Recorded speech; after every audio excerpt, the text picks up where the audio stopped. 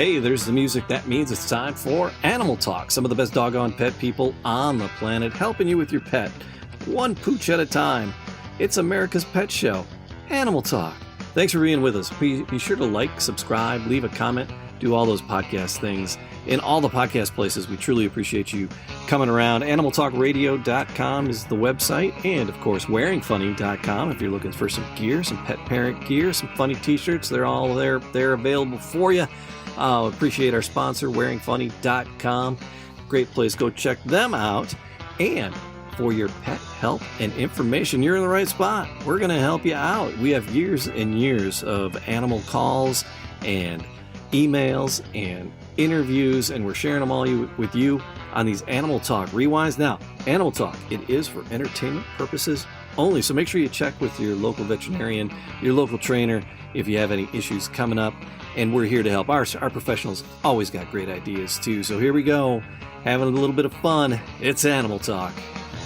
Talk to one of these absolute pet professionals, like the guy sitting across from me. I'm Dr. Brad Davis, here to answer any veterinary questions that you might have. And, of course, we're keeping it with the ponytail theme. I'm Bryan Barczyk, and I'm here to answer any reptile questions. And the Brad is to the bunch. I'm Donna, and I'm here to answer any training questions. My name's Jamie. I just want to make sure everybody has a good time. He is the David Caruso of radio.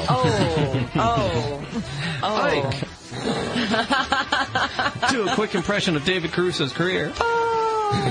As we broadcast on our flagship station, News Talk 1400 WDTK. Lots happening to talk about today, and we'll get to all of it. But Brad, how are things out at the clinic? Oh, it's the first true sign of spring. We have our first Parvo puppy. It's always exciting. And hopefully it'll do fine. It's getting outpatient treatments, but Parvo is more common in the spring than any other time, and we haven't had one in probably a couple years, but we just have our first one now.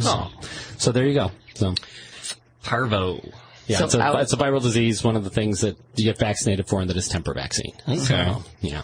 So if you get vaccinated, you should be just fine. So. All right. So do you typically do outpatient treatment, or? Financially, it becomes almost necessary to do outpatient treatment for most people. Right. So, but yeah, it's just. Is it? I mean, I know from working in the clinic how involved it is, the care for a Parvo dog. Is this something that they're really able to provide at home? Well, it's something we do the care every day. They come in every day and we do the care. What happens is it's a viral disease. It causes them to become dehydrated. They become septic. What we do is we give antibiotics to fight the septicemia. We give fluids to keep them from getting dehydrated, and then we let them fight off the virus. I always say it's kind of like if you're in a bar fight, you want your friends to keep the other guy's friends off you, and that's what we do. We keep dehydration off, and we let the actual animal fight off the virus. And so that's what's going on here. The question is, this dog doesn't have any vaccines. It's very small, very young, and so it's going to be questionable. It's probably about 7 weeks old. So just an itty bitty, little bitty pit bull, little gray pit bull, very, very adorable. But I'll let you know what happens next week. Hopefully, great news. It was doing better today, so let's hope it turns the corner. But not a lot of fun. So if you're thinking of getting Parvo, don't. Avoid that when you can. That's like a health tip. That's like a bonus health tip. All right. If you have a medical concern, Brad's here, definitely can help you out. And out on the website there, AnimalTalkRadio.com, we got all the social media sites linked in. We got the webcam up, and there's Kirby sitting here very patiently and diligently staring right into one of the cameras. So if you go to AnimalTalkRadio.com, you can have a little staring contest with Kirby, which is fun. And listen to the show there as well. But there's all kinds of the social media sites there, and links to people we've talked to, stuff coming up, stuff we like, all kinds of great stuff. Brad's cartoons, just good stuff all over the web, and a way to get a hold of us electronically at animaltalkradio.com. Plus our question of the week, and this week the question is, because we were doing some pictures, taking some photographs, and we brought our pets in. And so the question is, have you ever taken your pet to work? So I've actually taken Kirby into the school building before, not when kids were there, because I would kill them if they did something to my cat. They're stupid stuff. But yeah, on off days I'll bring him in. Just my cat travels well. Yeah, watching you pull in with him, and he was just kind of hanging out on the dash. Yeah. I just want to teach him to bob his head. Like one of those old. Yeah. So, so he doesn't play well with others. He's always been a solitary boy. Solitary. Yeah. So, having to interact with the other dogs that are here isn't going so great. But in this room, actually, there's one or two dogs in the room. Just one.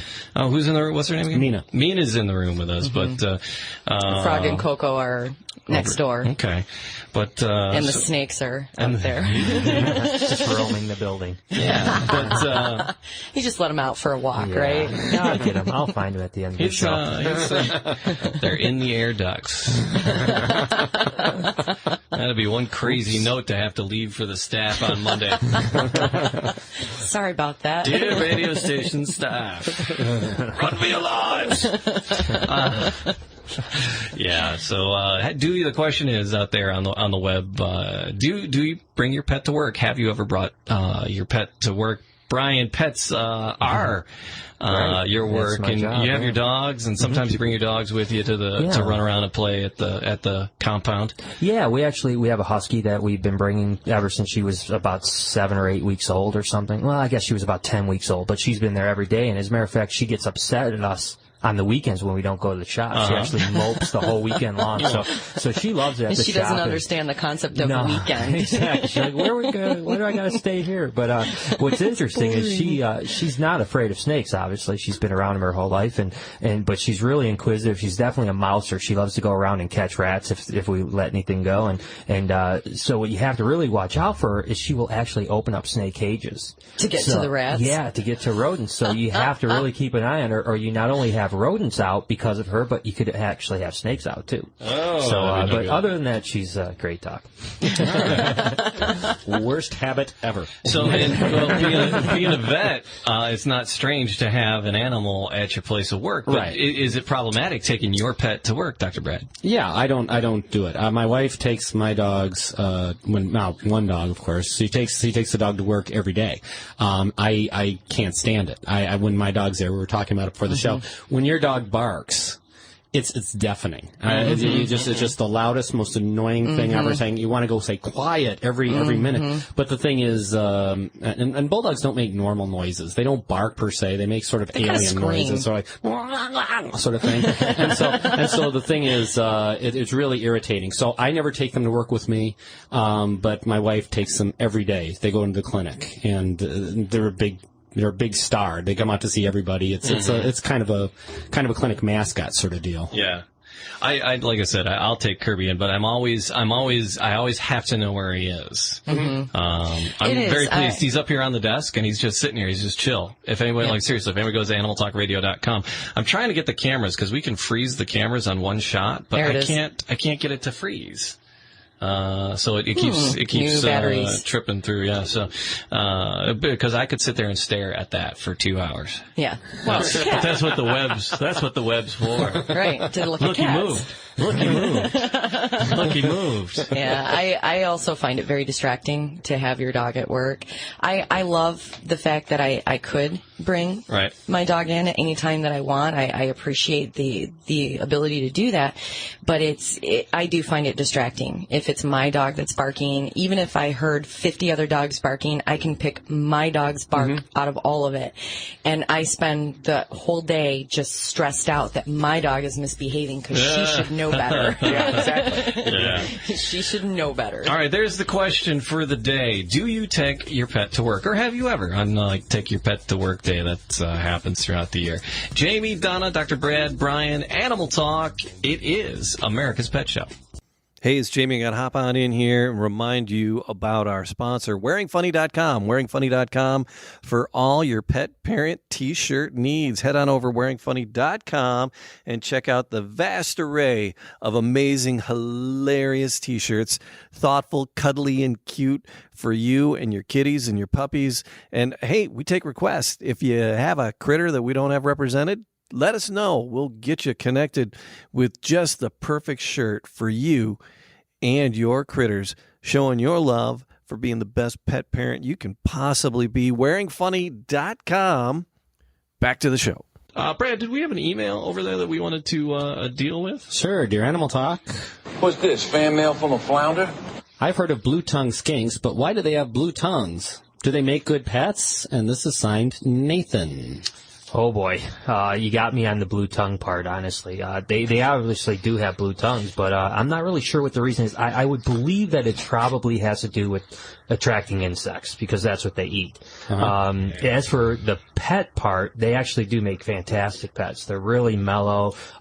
They don't require a lot of work. They're live bearers, so if you do breed them, they're really easy to breed. They're really cool. They're Australian, New Guinea animals, so they're really cool. But yeah, the only thing I can imagine with the blue tongue is to attract food, I would imagine. But it's really a unique thing when they stick their tongue out and it's just solid bluish purple. They're not related to chows in any way, are they? No, but it's the same color as a chow. So I guess it's the chow of the lizard world. Only nicer. Yeah, much nicer. Yeah, it's pretty cool. But I actually had the opportunity to almost buy a group of albino blue tongues, the only ones that ever came into the country. And unfortunately, my friend that was trying to do the deal for me kind of figured he would wait a little bit and maybe I'd get a better deal. And I was like, no, let's just buy them. It was about $5,000 for 3 of them. And, wow. And, yeah, it really wasn't a bad deal, though, to be honest, for the only ones in the world, you know? Sure. And, so he was like, oh, no, we'll wait. This guy's going to give me a better deal. And I kid you not, I was at a trade show and a friend of mine from Germany was showing me a photograph book of all his stuff. And at the very last page was those albino blue tongues. And I was like, what are those? And he goes, I just bought these last week. But I don't know what color their tongue was. I would imagine it would have been pink, I would imagine. Yeah. But, so that's my blue tongue story. So once you get the blue tongue albino skinks, can you breed those and create more? Yeah. And then, so you have the 3 in existence. Right, yeah. And then you could breed those and possibly generate more and sell them for a couple of shekels. Right, yeah, it'd be a good investment. You know, all albinos up until this point have been recessive, so you could breed them either to each other, you know, even though they're siblings, you can usually do that for 1 or 2 generations, or you could breed them out to get new gene pool to normals and produce normal-looking offspring that are carrying the trait for albinism, and raise those up and breed them back and produce albinos. So, yeah, it would have been an awesome thing. The thing that's interesting is that they got sold maybe 5, 6, 7 years ago, and they've never been reproduced. So, I don't know if the guy that bought them just didn't know what he was doing, or maybe I got lucky and didn't buy a bum group of animals. Oh, okay. Wow. Stick with the lucky. Just keep thinking that way. Keep thinking that way, yeah. Exactly. All right. 800-923-9385. Going to help you with your pets. I have a question. Like I said, the caller poll out there today is, do you take your pet to work? Because we brought our pets in for some photos. And while we were taking photos, Bryan, you brought out a large albino snake. What was that? Because I was too busy wetting myself. No, you guys did great. To know what that was. The pictures will be up on the the website soon. You have to be brave about these things, Jim. Yeah, with Brad's picture. It was an albino Burmese python. Okay, she's about maybe 10 and a half, 11 foot. She's about 70 pounds right in that area. So she's still really kind of like a teenager, essentially, is what she is. She could eventually get 18 foot.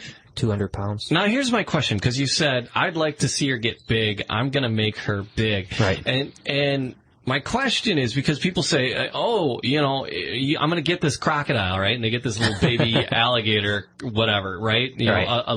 Or they get,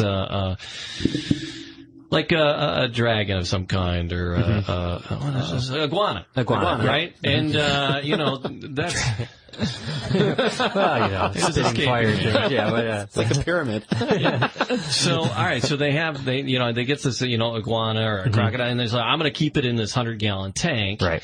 And because the guy who sold it to me said, if you keep it in this 100-gallon tank, it won't get any bigger, and it'll be fine, which is a lie. It is a lie, yeah, exactly. But when you said that out there, that you could make her the size you wanted, right? How do you manipulate that, and how much is nature, and how much is how you manipulate it, and how do you do that? Yeah, well, with snakes in particular, it's all about food intake. Okay, so the more you feed them, the more they're going to grow. Now, in nature, it's very rare for a python to be 18 or 20 foot anymore, because that may take them literally 15 or 20 years. Okay. But you got to remember, they might only be eating once a month in the wild. Okay. So in captivity, we can feed them just, not unhealthily. You're not going to pump them up and get them sick because you feed them so much, but you can certainly offer them food every 5 to 7 days and just kind of beef them up, and within, say, 4 or 5 years, get her to what would be an adult size in the wild. Okay. And so when you have an animal like we brought in today with a great disposition, it's really cool to be able to get her 18 or 20 foot and really dig around, because you know that she's going to be an awesome specimen that you can take out and actually show to kids and stuff like that. Get people excited about the hobby and let them know that they're not evil creatures. Exactly. Okay. All right. Exactly. So, it's not working out. You don't get on the treadmill for a slither. Things like that. No slithers, just mills out there. So, but that just when you said that, it intrigued me, and I wanted to know about that. So you've been feeding them, keeping them well fed, not overfed to the point of abuse, but keeping them well fed, feeding that machine more than they would in the wild, and they get bigger a little quicker. They'll get bigger a little quicker. And on the other side, you can do the other way. If you want an animal that stays a little smaller, you can feed it a little less, maybe every 10 to 14 days, and keep it 9 or 10 foot instead of 18 or 20 foot. Okay. Well, that's cool. Yeah. I was intrigued by that. Wouldn't that be neat if instead of getting fatter, we got taller? Instead of gaining weight and becoming round, we see these people are 22 feet tall. I'm going to go get me a Happy Meal, supersize it, and then join the NBA. You have to be able to play basketball. I got some moves. All right, so there you go. I was just totally intrigued by that, and had to ask my own reptile question. So there you go.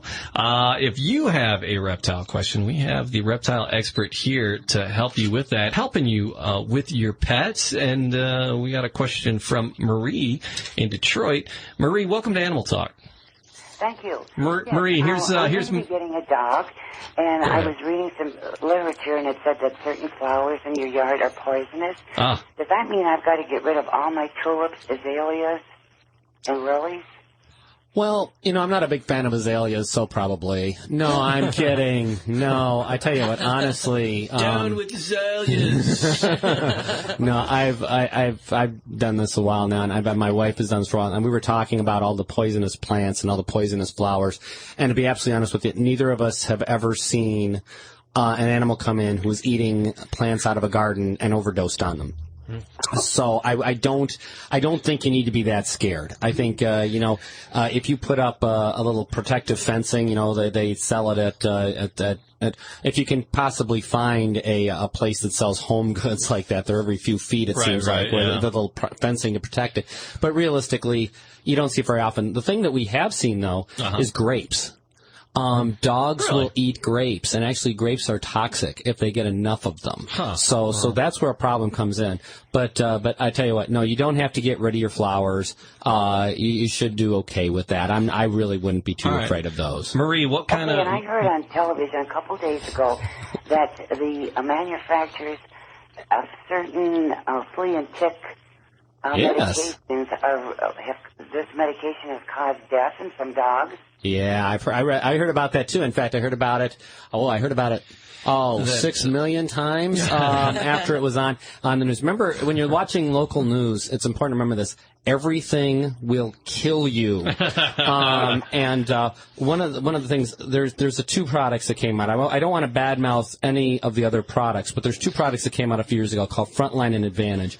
They're both very, very safe. The worst you're ever going to see is maybe a local reaction to some chemical, but neither one of them is toxic.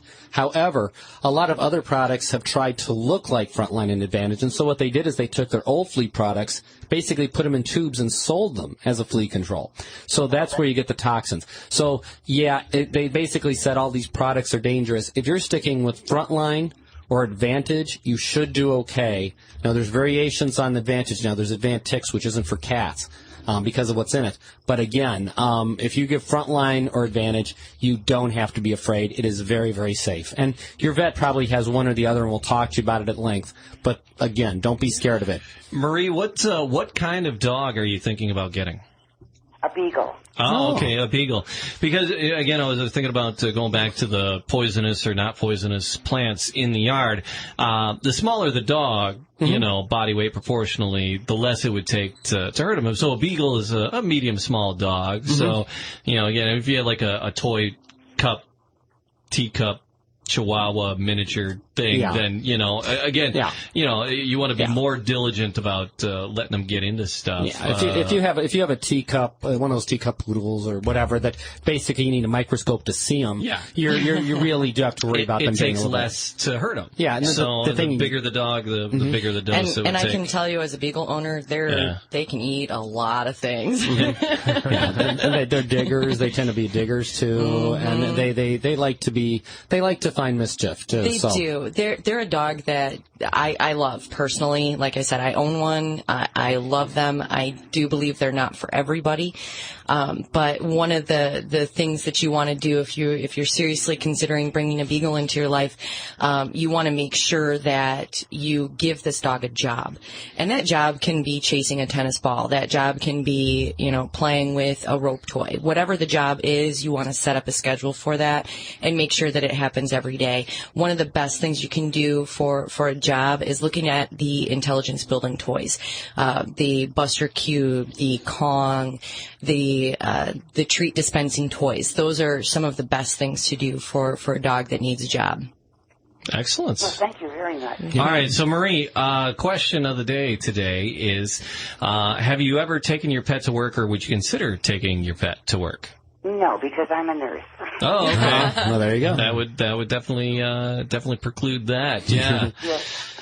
It'd take forever to scrub them up, you know. All right, Marie, thanks so much for the call. And they would love the job, though. Yep. When you get that critter, if you have any trouble getting them trained, definitely give us a call, because we will help you out. It is we had our own Take Our Pet to Work day, and Mina is in here, and she's an American English bulldog. English bulldog. They're just bulldogs now. They dropped English, but it is an English bulldog. English bulldog, and she's snoring over there. Yeah, she just fell asleep. Yeah. She's out, so hanging out. Oddly, many of our guests have the same response when they come in.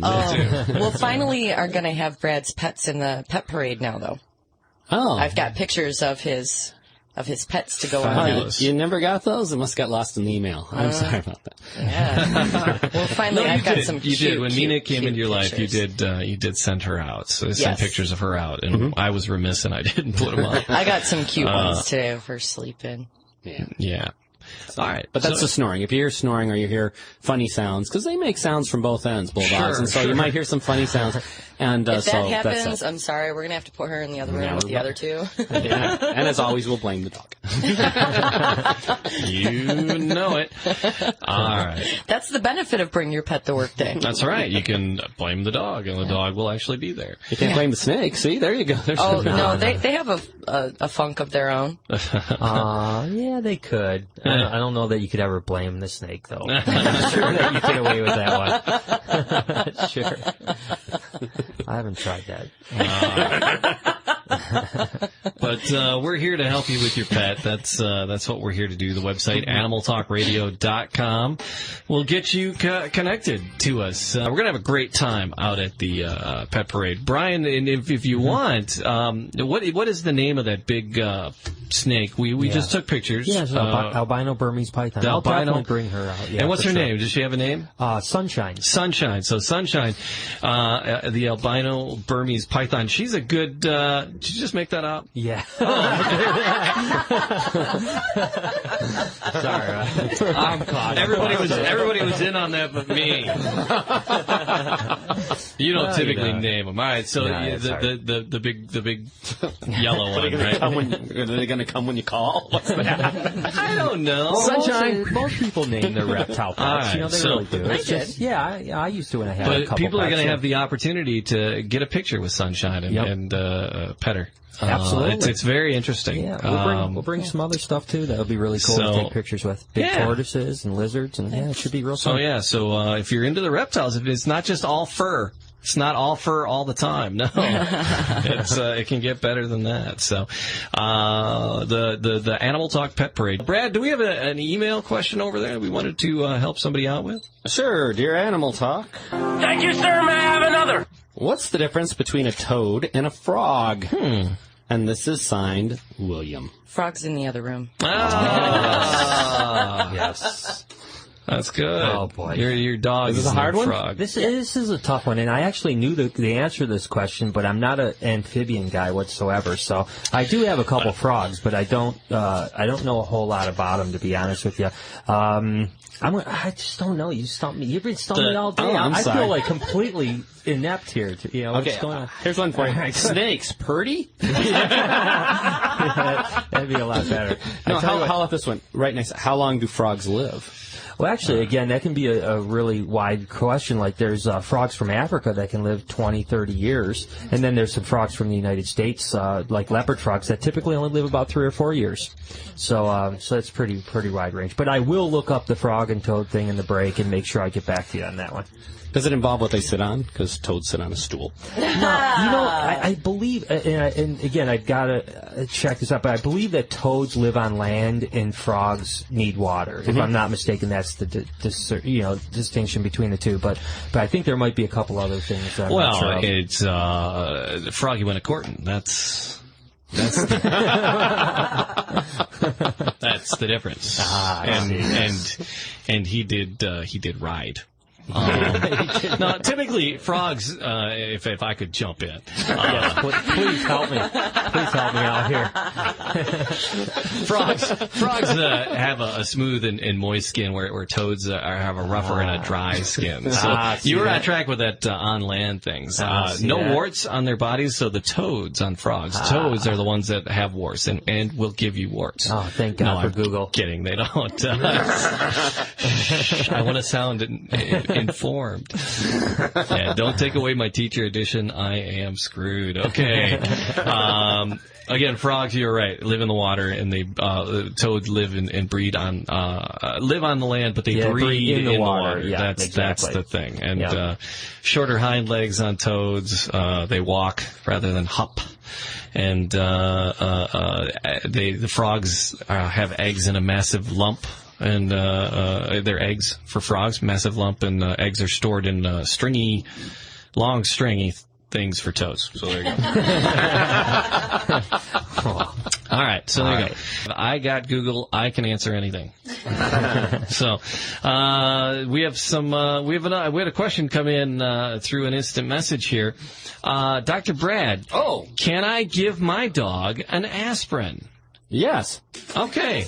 Yes, I don't know what'll happen to them, but no, if you give aspirin, tear-coated aspirin has Maalox around it. It's pretty safe, but if it's a larger dog, can take one. Try a baby aspirin if it's a small dog. But if you're giving aspirin, call your vet. Yeah, I mean, if there's a reason you want to medicate your pet, you should check with your vet first, but that could be a result.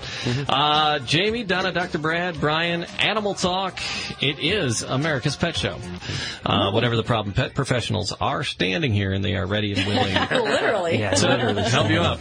Kirby has stolen Donna's seat, and so she has to stand. I don't have to stand. I could move him, but this is why my dogs live and my cats live to be old. That's right. Because I give them. We babied them. Plus, your voice is better when you stand. It is. Yeah, it's a fuller.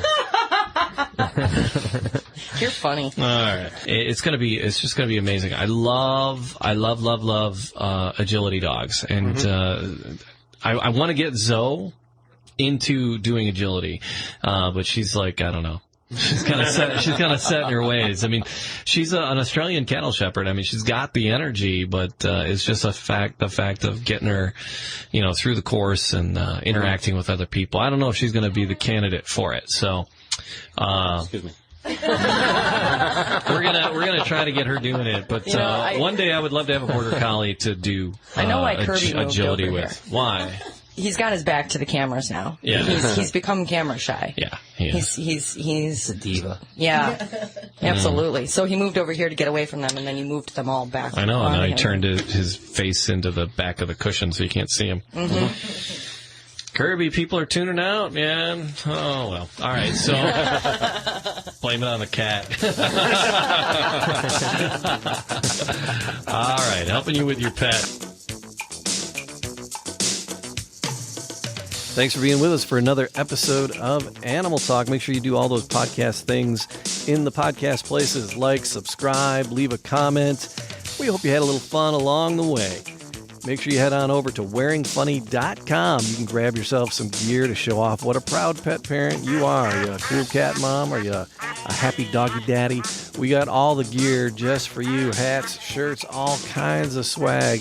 Wearingfunny.com. Go check it out and show yourself a little animal pride with Animal Talk. Once again, like, subscribe, leave a comment.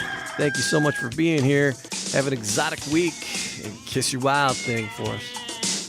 Bye-bye, boys. Have fun storming the castle. Think it'll work? It would take a miracle. Bye-bye.